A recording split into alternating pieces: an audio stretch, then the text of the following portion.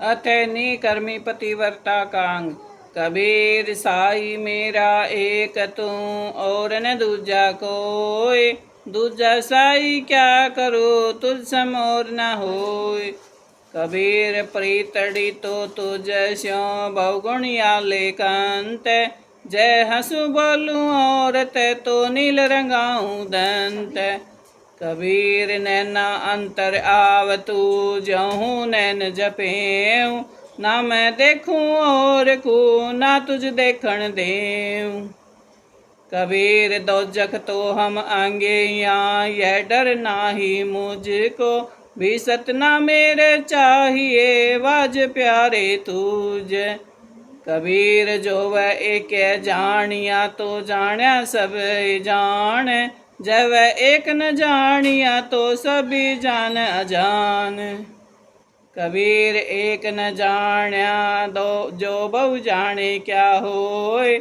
एक तैसा बहुत है सबसे एक न होय। कबीर जय मन लाग एक स्यों तो निर्वाणा जाय। तूरा तो मुख बाजना घणे तमाचे खाय। कबीर एक साधे सब सदै सब साधे सब जाय। माड़ी सिंचे मूल को फूल फड़े अगाय। कबीर सबाए उस एक में डार पात फल फूल। अपीछे कहो क्या रहा गए पकड़ा जब मूल। कबीर उस समर्थ का दास हूँ कबू न होए अकाज। पतिव्रता नांगी रहे तो उसी पुरुष को लाज। पूर्ण ब्रह्म कृपा निदान सुन के सो करतार। गरीब दास मुझ दीन की रखियो बहुत संभार। कबीर घर परमेश्वर पाहुना सुनो स्नेही दास। सटरस भोजन भक्ति करें कबू न छोड़े पास। कबीर रेख संदूर की काजल दिया न जाय। नैनो रम्या रम रया दूजा कहाँ समाय। कबीर सूर्य के तो सिर नहीं दाता के धन नाही। पतिव्रता के तन नहीं सुरती बसे पियु माही। कबीर पतिव्रता के एक तूं और न दूजा कोय। आठ पैर निरखत रहूं सोई सुहागण होय। कबीर आठ पहर 64 घड़ी मेरे और न कोय। नैना माही तू बस नींद ठोर नहीं होय।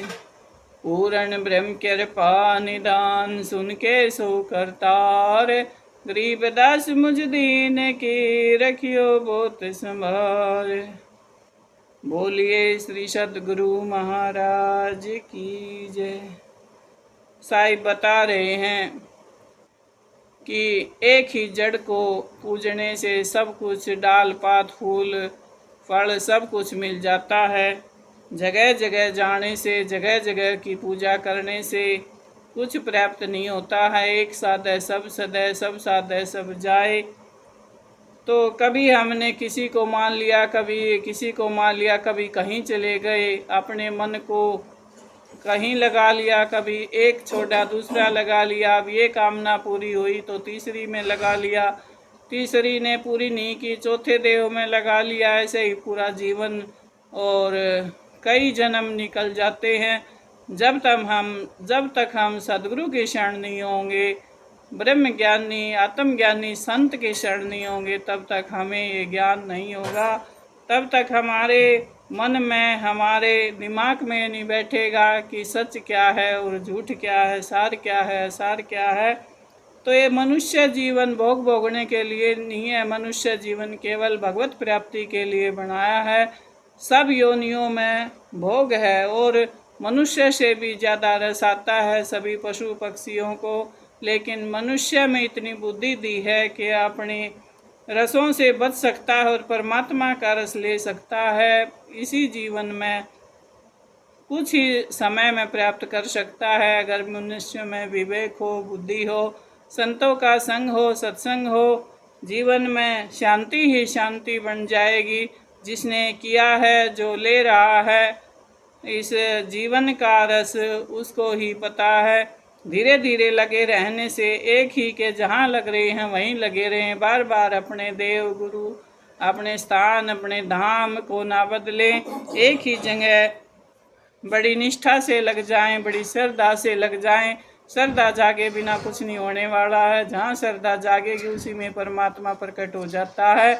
एक कंकर में भी प्रकट हो जाता है परमात्मा, जैसे खम्भे में प्रकट हो गया। तो एक ही जगह लगे रहे और जीवन का अपना जो हीरा है, हीरा जन्म है, इसे न गवाए और परमात्मा की शरण होकर अपने मोक्ष की प्राप्ति करें, जिससे ये जीवन सफल हो जाए। मनुष्य का जीवन बड़ा अनमोल बताया है संतों ने, साधुओं ने, परमात्मा ने। बोलिए सदगुरु महाराज की जय। बंदी छोड़ महाराज की जय। निकर्मी पतिव्रता का अंग समाप्त हुआ और जो एक को ही अपना लेता है उसके सारे काम, सारी मनोरथ सब उसका एक ही माना हुआ नाम है या धाम है, कुछ भी है, वही सारे मनोरथ उसके पूर्ण हो जाते हैं। बोलिए सदगुरु महाराज की जय।